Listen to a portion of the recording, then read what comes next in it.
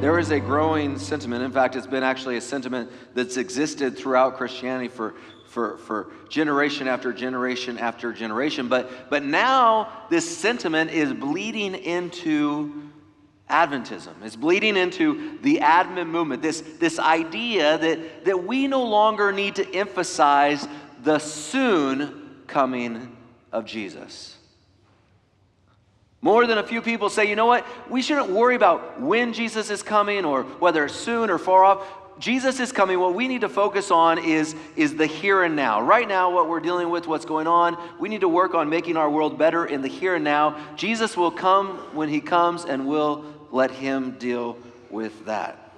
I preached a sermon many years ago at another place, and the premise was, if I were to define kind of the bullet point, it was that saying. Have you heard that saying, so heavenly minded that they're no earthly good? Has anyone ever heard that phrase? The person is so heavenly minded they're no earthly good. And that was kind of the premise of my sermon. And I would go out with these individuals every week, and that week we got together for lunch like we often did, and they said, man, we really appreciated your sermon this week.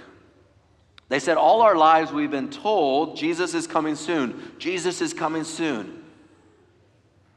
And they said, and yet Jesus hasn't come. And we keep telling people Jesus is coming soon, Jesus is coming soon. And they said, you know, our responsibility really isn't to talk about that. Our responsibility is to make sure that we're dealing with the social issues around our day. We need to focus on how we can be a blessing in this world. And Jesus will come when he comes, and it doesn't really matter. That was their sentiment, and that is the growing sentiment with growth of social justice issues in our society. But even as we tackle social justice issues, and I think those of you that are here regularly know that I care about the social justice issues. You've heard me from this pulpit speak out against abuse and talk about ending abuse within relationships and abuse towards children. And you've heard me talk about standing up for the refugees and the immigrants, and you've heard me speak against war. You've heard these issues that I care very much about, social issues that are important, and definitely we should address those. But in our emphasizing of those things, we should not de-emphasize the message that we have of the soon coming of Jesus Christ. It matters now, whether or not we have had that epiphany or not, it matters now that we emphasize to the world that Jesus is coming soon, very soon. It is not enough to tell people that Jesus is coming. We need to tell people that Jesus is coming soon. You know, when this movement began, this Advent movement began, it wasn't a new thing to tell people that Jesus is coming because the Christian world believed that Jesus was eventually coming. The thing that rocked the boat, the thing that woke people up, the thing that caught people's attention was that we were emphasizing that Jesus was coming soon, and very soon. Even after 1844, even after we said, you know what, we shouldn't be setting dates anymore. We should put this date thing aside. We continued to emphasize that Jesus was coming soon. This movement began with a clarion call that Jesus is coming soon. Not Jesus is coming, which Christianity believes, but that Jesus is coming soon. And I want to give you 3 reasons today. 3 reasons why emphasizing the soonness, and I know that's not an actual English word, but maybe it'll stick in your brain then, why the soonness of Jesus' return matters. If you want to write this down, if you're taking notes, you can write this down on a piece of paper. The first reason why it matters that we not just emphasize that Jesus is coming, hey, he's coming, it doesn't really matter when, but that we emphasize he is coming soon. 3 reasons why it matters. Reason number 1 is that Jesus himself describes his return as soon. Turn your Bibles to the book of Revelation, which Jerry read for us this morning, the book of Revelation chapter 22. Revelation chapter 22. In Revelation chapter 22, the very last book of the Bible, the very last chapter of the Bible, the very last words of Jesus, the very last words of red, which indicate these are the words of Jesus in the Bible. Revelation chapter 22 and verse 7, Jesus speaking, and behold, I am coming what? Soon. Behold, I am coming soon. Revelation chapter 22 and verse 12, Jesus says again, and behold, I am coming soon. Revelation chapter 22 and verse 20, Jesus said, he who testifies of these things says, surely, definitely, I am coming soon. I am coming soon. The last book, the last chapter, the last red letters of Jesus, I am coming soon, I am coming soon, I am definitely coming soon. Do you think Jesus had a way that he wanted to emphasize his second coming? It wasn't, hey, I'm coming, but don't worry about it. It'll happen when it happens. It's not a big deal. You focus on the issues that you got to deal with in your world. You make this world a better place, and when I come, I come. No, Jesus was clear. I am coming soon. I am coming soon. I am definitely coming soon. And someone could argue, well, he said those words over 2,000 years ago, and he still hasn't come. And that's what these gentlemen at this lunch were saying to me. We've been saying forever, Jesus is coming soon, Jesus is coming soon, and Jesus still hasn't come. We're looking foolish. We should just focus on the issues that we can control, making this world better, and letting Jesus come when he comes. We could say that. We could just say Jesus is coming, and it'll be here when it gets here, and not to worry about it. But Jesus himself emphasized the nearness of his coming. And I want to tell you that to every person in every generation that has read these words, Jesus' declaration is absolutely true and absolutely relevant for each one of them. Jesus was giving this vision to John on the island of Patmos. He was a prisoner on the island of Patmos. And Jesus was giving this vision to John later in John's life. It was not too many years after Jesus had given this vision to John that John died. And Ecclesiastes chapter 9 and verse 5 tells us this. It teaches us this. The living know that they shall die, but the dead know not what? Anything. The living know that they shall die, but the dead know not anything. If death is like sleep, and when they die, they don't know anything, how near is the second coming of Jesus for those that die? It's immediate. It's soon. It is very near. 1 Thessalonians chapter 4, verses 15 and 16. For this we declare to you by the word of the Lord, that we who are alive, who are left until the coming of the Lord, will not precede those who have fallen asleep. For the Lord himself will descend from heaven with a cry of command and with the voice of the archangel. And what? The dead in Christ will rise first. I am 40 years old. I am, by statistics, I am halfway done with my life. I'm halfway done with my life. Maybe I have a little bit more, a little bit less. For all of those of you that have been living by the Advent message, you have a little bit more. That applies to all of you, except for us pastors. For some reason, we live a little bit less. I read in some report somewhere. But I'm working on that because I'm eating healthier and I'm running. So, and my suits are getting looser. So, by the grace of God, we'll keep moving that direction. And I'll live maybe another 50 years. I don't know. But statistically, I'm about halfway done with my life. About halfway done with my life. Can I tell you, thinking that I will see Jesus in 40 years seems pretty soon to me. Even 50 years or 35 years, barring no tragedies.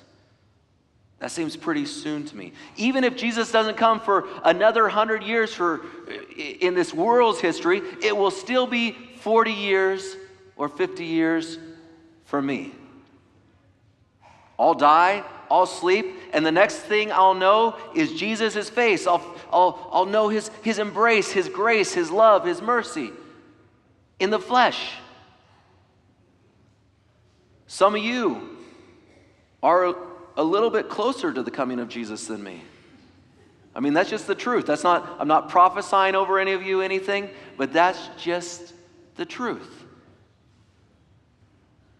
Jesus' coming is soon. How many of you remember parents saying, you need to go to bed because morning will be here before what? Before you know it. Man, you guys all have the same parents as I did. You need to go to bed because morning will be here before you know it. Do the hours change while we sleep? No, not at all. But it sure does feel like morning comes soon. So when Jesus tells us 3 times in the last book of the Bible, in the last chapter of the Bible, in his last red letters, I am coming soon, I am coming soon, I am surely coming soon. He is saying to every person in the world, morning is coming soon. It'll get here faster than you realize it. This was the way that Jesus delivered this message. He didn't say, I'm coming, don't worry about when. No, he is absolutely clear. Soon, soon, definitely soon. We have this life. And for each of us, some closer than others, Jesus is coming soon. That's reason number 1 that it matters, because this is the way that Jesus emphasized the message of his second coming. The second reason that it matters, that we recognize and that we emphasize the soon coming of Jesus, is because when we do so, it changes our witness. It changes the way we witness, and it changes how we interact with people. It changes the way we call people to respond to the message of Jesus Christ. Paul, writing in the book of Romans, as he's nearing the end of this letter to the Romans, he's appealing to them to change the way they live, to put aside worldly things, to live fully for God in the here and now. And he says this to them in Romans chapter 13, verses 11 and 12. Besides this, you know the time, that the hour has come for you to wake from sleep. For salvation, he says, is nearer to us now than when we first believed. Paul said, salvation is nearer to us now than when we first believed. The night is far gone, and the day is at hand. So then let us cast off the works of darkness and put on the armor of light. Paul is appealing here to Christian believers. They're not people that don't know about salvation. He's not speaking about the salvation, the forgiveness of sins, and these types of things. What Paul is speaking of is the salvation from this dying earth. And he's saying, put off the things of this world, because salvation, in other words, the coming of Jesus, is nearer now than it has ever been. Nearer now than when we first believed. He's using this as a method of witness to these people, to call them to deeper commitment to Jesus Christ. It was this message. It was this message that moved me to pray my first sincere prayer to Jesus when I was 18 years old. My friend asked me, Chad, if Jesus were to come tonight, what would happen to you? And as I drove home that night, it was that question and my realization of my lostness that started to wake me up. And that night I got on my knees and I prayed, God, if you care, God, if you can do something in my life, then open the doors. And I told God, I'll look at them. I didn't say I'd go through. I wasn't quite ready to make that big move of faith. But God, if you open the doors, I'll at least look at them. And that was enough for the Holy Spirit. But it was that question, Chad, if Jesus were to come tonight, what would happen to you that struck something in me, that made me examine things in a different light? But Pastor, someone may say, we don't want people to accept Jesus because they're scared. I know some people experienced that growing up, that there was a fear tactic to try to draw you to God. And you're right. We don't want people to think.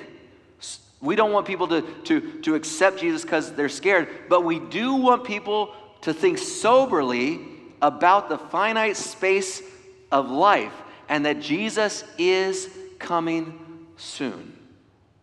If as Christians we understand this, when Jesus comes, we understand two realities. That there are only two realities. One, life. And one, death.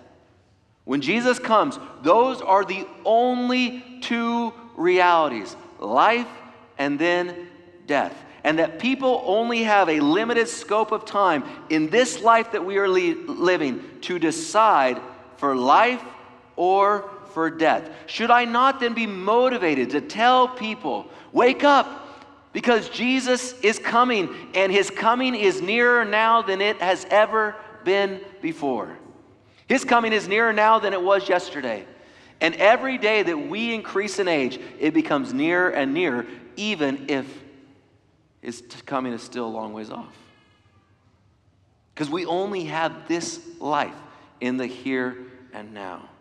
Should we not be motivated to tell people, these are the options, life or death? Choose you this day.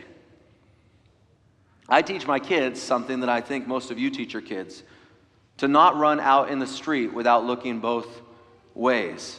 Anyone else ever taught their kids that? Every parent I know at one point or another has said to their kids, look both ways before you cross the street. They're playing in the front yard with the ball. If the ball goes in the street, don't run out in the street to get the ball until you've looked both ways.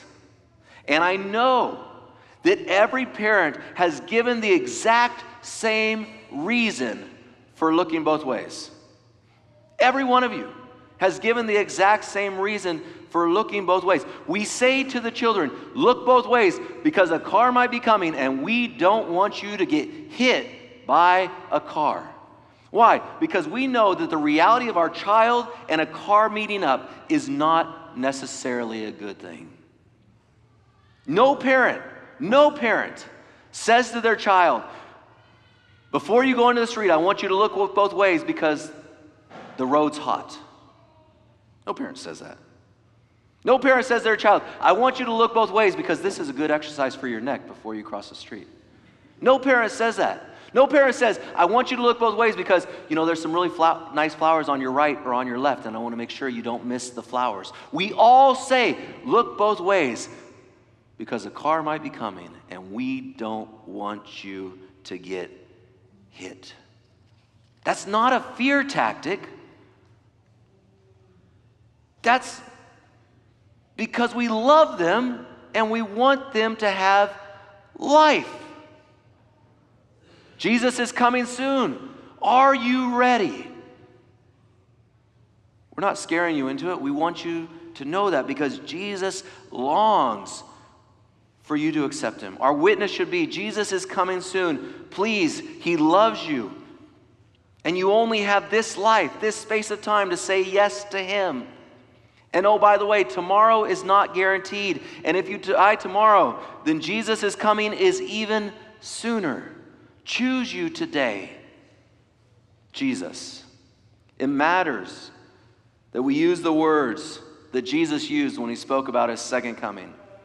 It matters in our witness that we speak of Jesus' coming as soon. And you know what? The truth is some people may be annoyed and put off if we keep saying, Jesus is coming soon, Jesus is coming soon. But that is not our worry. Our worry is to be faithful to the message of Jesus. Because some people may be like I was, and they will go home and pray a prayer. Jesus, if you're real, if you love me, show yourself. The third and the final reason that it matters that we share with people that Jesus is coming soon is because of hope. Hope. I was with some individuals just yesterday having breakfast, and one of those individuals was John Sackett, who is the president of Shady Grove Hospital, and we were talking about just Adventist health and the mission of Adventist health. And he was saying that we want to give people hope. That's one of the missions of Adventist health. And he said, but we don't just want to give people hope that they'll get better, that they get out of the hospital. I mean, that is a good thing, right? We want you to have hope that when you go to the hospital, you'll get better and get out. That's the purpose of hospitals, right? We go in, we get better, we go out. That's the way we all plan it to be. That's the way we all want it to be. We go in, we get better, we go out. But he said, as an Adventist hospital, we have something unique. We should be giving hope that not only do they get better and get out, but they have hope of heaven. Hope of heaven. I mean, look, we're glad you came to the hospital. Well, we're not glad you came to the hospital. We're glad that if you came to the hospital, you got better and you got out. But we want you to have a hope beyond that. We want you to have a hope of eternity. That is the Adventist message. That is the Advent message. Jesus told us in John chapter 15, verse 33, in this world you will have what? Trouble, tribulation. But take heart, he says, I have overcome the world. And his overcoming the world is not that this world will get easier or that it will get better. I know that some people are predicting that the world's going to get better. Martin Luther King says the arc of history is long and it bends towards justice. I have to say, I love Martin Luther King, one of my favorite preachers, and I quote him all the time in situations. But he is wrong in this. The arc of history is long and it bends towards destruction. 2 Timothy chapter 3 tells us that as the days grow longer, as we get closer and closer to the end of time, that wickedness will increase, that the decay of the world will grow and increase. People need hope, not just that things may get better for a few days here in this earth, but they need hope that there is a better place, the hope of heaven. So where is the hope? John chapter 14, verses 1 through 3. Jesus said, do not let your hearts be troubled. John chapter 15, in this world you will have trouble. John chapter 14, do not let your hearts be troubled. You believe in God, believe also in me. In my Father's house there is much room, and if it were not so, I would have told you. Would I not have told you that I'm going to prepare a place for you? And if I go and prepare a place for you, what does he say? I will come back and take you to be with me, so that where I am, there you can be also. There you can be also. Every day, every single one of us has our own personal tragedies. We have our own personal struggles, and we need hope.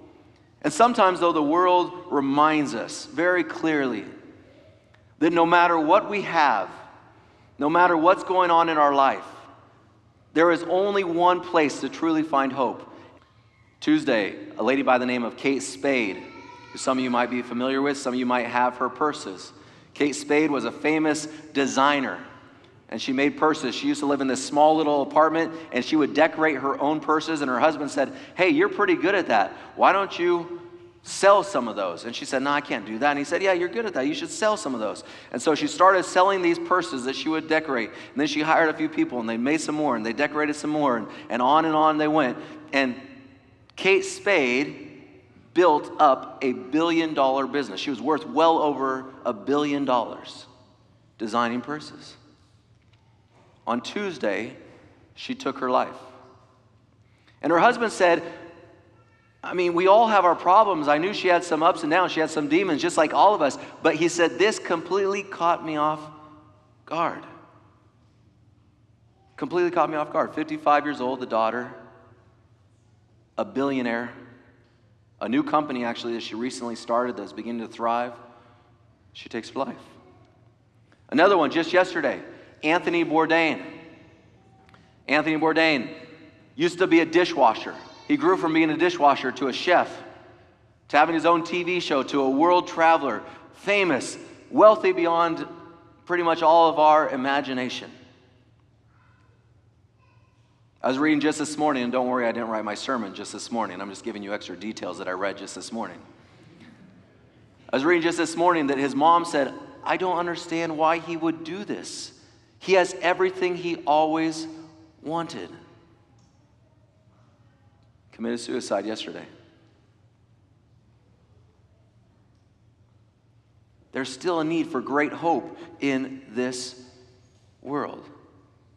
And we understand that the things that leads to suicide is there's mental health issues there and stuff. But ultimately there is a suffering of hope that exists in this world. People are struggling. People are suffering. Hope matters. And emphasizing that Jesus is coming soon matters. It matters. Hope. People need hope. And as I hear those stories, I read things and see articles where it tells us that suicides are on a sharp increase. And I read things like previous demographics that had low rates of suicide, and they said like middle-aged white women have increased 60% in the last 5 years. We see evidence of a decaying world and suffering world and people in need of hope. And the message that Jesus is coming soon is a message of hope. To the family members in this room here, to the family members in this room that have recently lost a mother, a sister, a friend, a husband, a wife, a child, to those people, the message that Jesus is coming soon matters. To the families that have struggled with through the handicap of a child or the disability of a spouse, they were married and things were going along well, and then all of a sudden there was a disability that occurred and their whole world was changed upside down, turned upside down. The message that Jesus is coming soon does matter. To the brokenhearted who have been betrayed or abandoned by the one they love, the message that Jesus is coming soon does matter. To those that battle addiction and sin every single day, and they're just wishing for a day in which they could just say, this is behind me, and I no longer have to deal with this. To those who battle chronic pain, and their prayer through their tears every single morning is, God, just give me the strength for just one more day. To those in abusive relationships who don't see a way out, to those who are trafficked as modern slaves, and to the refugees that are dying in sick camps. There's a lot we can do for these people, but at the end of the day, the ultimate hope is only the soon coming of Jesus Christ.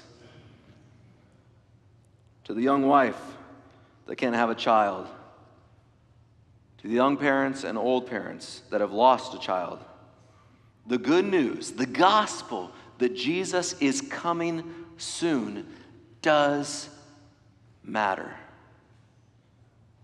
It does matter. Jesus said, I am coming soon. Our witness call should be, Jesus is coming soon. Our hopeless world needs to know that Jesus is not just coming, He is coming soon. And when He comes, my brothers and sisters, what a day that will be. What a day that will be when we will see Jesus, when we will look upon His face, the one who saved us by His grace, when He takes us by the hand and He leads us through that promised land. What a day, glorious day that will be. And the one who testifies to these things says, definitely, I am coming soon. Amen and amen.